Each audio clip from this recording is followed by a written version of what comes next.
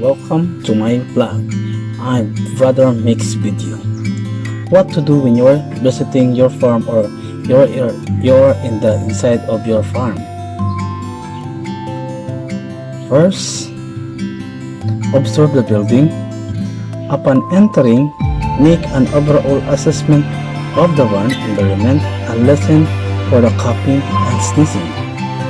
Evaluate the room temperature, air quality, and humidity. Check the habits of your pigs, especially sleeping and lying habits.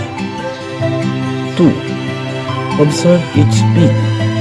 Always watch out for telling signs of disease. For example, breathing, hair coat, body pain, eyes and ears, posture, snout, feet and legs, and tail.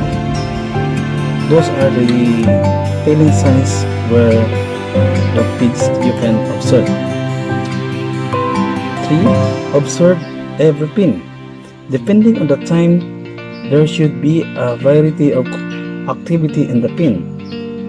With the pigs moving around at the same pace, check feeder to see available food as well as the flow rate of nipple water. Look for the loose stool and damaged item that may injure pigs. Summarize all your observations.